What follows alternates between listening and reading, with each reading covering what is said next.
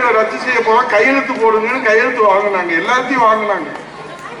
இப்ப அவர் சட்டமன்றத்துல பாக்குற போது அந்த நீட் தேர்வு ரத்து ரகசியம் உங்களுக்கு தெரியும் சொன்னீங்களே, அந்த கையெழுத்துலாம் வாங்கினீங்களே என்னாச்சுன்னு அவர்கிட்ட கேட்டா, இந்த உசைன் போல்ட்னு ஒருத்தர் இருக்கிற தம்பிகளுக்கு இளைஞர்களுக்கு நல்லா தெரியும். அவர் தான் உலகத்திலே அதிவேக ஓட்டக்காரர். அவரை மிஞ்சினதுக்கு உலகத்துல யாருமே கிடையாது. உதயநிதி ஸ்டாலின் நீட் தேர்வு என்னாச்சுன்னு கேட்டா உசைன் போல்ட்டை விட அதிவேகமா ஓடக்கூடிய ஓட்டம் பிடிக்கக்கூடிய ஒரு நிலைமையில தான் உதயநிதி ஸ்டாலின் இருக்கார். சட்டசபையில உதயநிதி ஸ்டாலின் துணை முதலமைச்சர் விளையாட்டுத்துறை அமைச்சர் அந்த மானிய கோரிக்கையை முன்வைக்கலாம், சீட்டுல ஆளக்காங்க. உடனே நாங்கெல்லாம் என்னடாச்சு, ஓ மேல வருவார் போல இருக்கு, படிச்சுக்கிட்டு இருப்பார் போல இருக்கு. திடீர்னு முதலமைச்சர் எந்திரிச்சாரு, சபைக்கு வரல. அப்பதான் திடீர்னு முதலமைச்சர் எந்திரிச்சாரு, இந்த மாதிரி உதயநிதி ஸ்டாலினுக்கு திடீர்னு காய்ச்சல் வந்துருச்சு, மருத்துவரை உடனடியா சிகிச்சைக்கு அழைச்சோம்.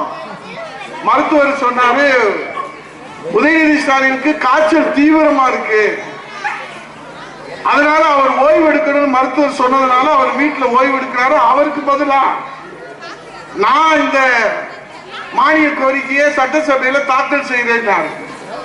இவருக்கு பதிலா அவரு, அவருக்கு பதிலா இவரு.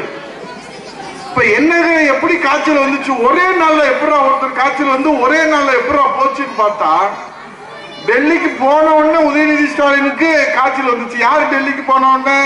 இந்த தமிழ்நாட்டு மக்களுக்காக தன்னை அர்ப்பணித்து உழைக்கிற புரட்சி தமிழர் எடப்பாடியார் தலைநகர் டெல்லி சென்றவுடன் இங்கே இவருக்கு காய்ச்சல். அப்புறம் காய்ச்சல் போயிடுச்சு. அவர் தமிழ்நாட்டுக்கு வந்தவுடன் சட்டசபையில மாண்பு முதலமைச்சர் பேசுறாரு. எதிர்கட்சி தலைவர் வெவ்வேறு 3 கார்களிலே மாறி மாறி போறாரு.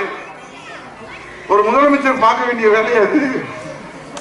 அங்க போய் என்ன கோரிக்கை வச்சாருன்னு பார்க்கணுமா வேணாமா? அதை விட்டுட்டு 3 கார்ல போனாரு. உடனே நான் எந்திரிச்சேன். நம்ம அதிமுக சட்டமன்ற உறுப்பினர்கள் எந்திரிச்சாங்க. கொரோனா அண்ணன் எஸ்பி வேலுமணி எந்திரிச்சார். மாண்புமிகு பேரவைத் தலைவர் அவர்களே, ஒரு கட்சியுடைய தலைவர் இந்த நாட்டு மக்களுடைய பிரச்சனைகளுக்காக தலைநகர் டெல்லியில போய் கோரிக்கை வச்சிருக்கிறார்.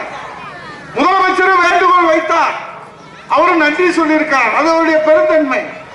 ஆனா அவர் 3 கார்ல போனா 30 கார்ல போனா உனக்கே வலிக்குது.